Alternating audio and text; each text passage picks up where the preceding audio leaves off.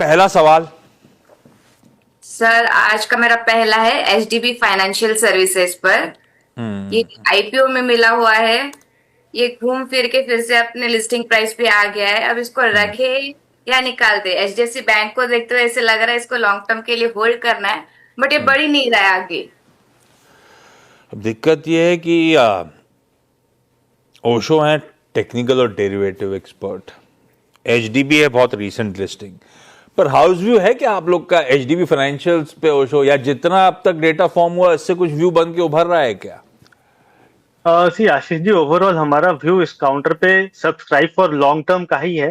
तो short term में no doubt higher level से करेक्शन तो देखने को मिला, एंड टेक्निकली जैसा आपने बताया कि काफी ज्यादा डेटा है नहीं।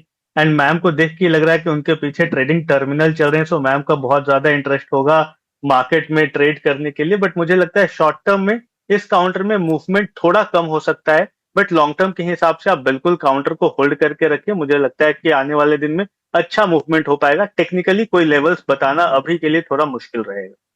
सही है, ये तो मैंने नोटिस ही नहीं करा था। मैम के पीछे ट्रेडिंग टर्मिनल खुला हुआ है। पार की नजर ओशो की। खैर, एचडीबी फाइनेंशियल्स में लॉन्ग टर्म के लिए वाकई पेडिग्री स्ट्रांग है, लंबी अवधि का ही आइडिया था। और जब चैनल पे भी बात हो रही थी तो सही कह रहे हैं ओशो, सभी के सब लॉन्ग टर्म के लिए ही सब्सक्राइब का कॉल दे रहे थे। तो Swati ma'am, I am assuming अगर लॉन्ग टर्म के हिसाब से लिया हुआ है तो फिर अभी रखिए, कोई घबराने की जरूरत है नहीं।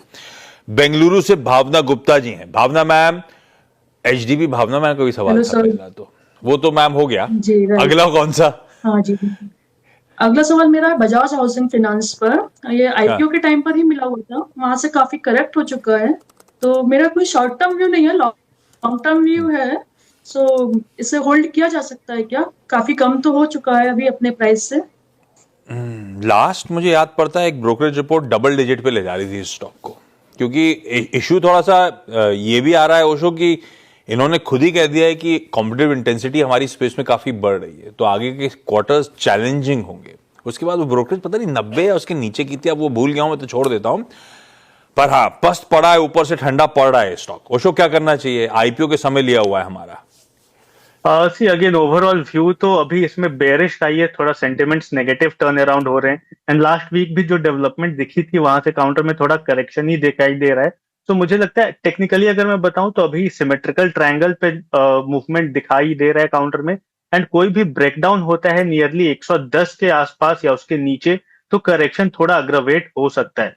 तो सलाह यही रहेगी कि आप 110 का स्ट्रिक्ट स्टॉप लॉस मेंटेन करें काउंटर में। अगर वहां से फॉल होता है तो जैसा आशीष जी ने बताया कि डबल डिजिट में भी इसके रिपोर्ट्स आए हुए हैं, तो बहुत पॉसिबिलिटी रहेगा कि काउंटर और भी नीचे स्लिप कर सकता है। तो 110 का फाइनल स्टॉप लॉस के साथ आप ये काउंटर को होल्ड करके रखें। स्टॉप लॉस स्ट्रिक्ट रखिएगा मैम, 110 दूर नहीं है, रिस्क हैं इसके और फर्दर स्लिप होने के। गाजियाबाद से उमा सिंह जुड़ती हुई। Uma ma'am, good afternoon. Uma ma'am, पहला सवाल आपका। सर मेरे पास डिलीवरी के 270 शेयर है 440 के रेट पर। ये 52 वीक हाई लगाने वाला था तब हाँ, लिया था, पर मामला कुछ नहीं है। पर डिलीवरी में दमखम तो बढ़िया है। जब से ओशो इसने एक एक्विजिशन करा तब बाजार ने नोटिस नहीं करा था, क्योंकि बाजार का मूड बड़ा खराब था, पर वो एक्विजिशन इनके बहुत फेवर में जा रहा है। खैर, उसके बाद से बहुत अच्छा दमखम बना है। डिलीवरी रख लें क्या? अपनी बाइंग एकदम टॉप पे हो गई, पीक पे हो गई, ऐसा उमा मैम बता रही है। यस, बाइंग अगर हम देखें तो नो डाउट काफी हायर लेवल्स पे, या काफी नहीं बिल्कुल पीक लेवल्स पे है अभी जो रिसेंट रैली आई थी उसकी। बट अगर हम वीकली टाइम फ्रेम पे देखें तो काउंटर में एक अच्छा वी शेप मूवमेंट देखने को मिला है।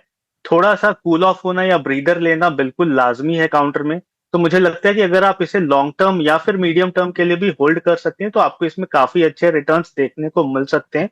बट इमीडिएट टर्म में मुझे लगता है थोड़ा सा प्रॉफिट बुकिंग अग्रवेट हो सकता है। लोअर लेवल्स पे 390 से 380 का सपोर्ट है, उस जोन में वापस से काउंटर एंट्री ले सकता है या रीटेस्ट कर सकता है। तो कोई कॉशन का सिग्नल नहीं है, जस्ट प्रॉफिट बुकिंग होगा, बिकॉज नॉर्मली 220 से 420 30 के लेवल से काउंटर वर्टिकल रैली दिखाई है, तो थोड़ा सा करेक्शन होना भी चाहिए, हेल्दी रहता है टेक्निकल एंड फंडामेंटल एस्पेक्ट से। तो अगर थोड़ा करेक्शन रहता है लोअर लेवल्स पे, आप और भी एक्यूमुलेट कर लीजिए 380 के आसपास, एंड मीडियम से लॉन्ग टर्म के लिए बिल्कुल पोजीशंस को होल्ड करके।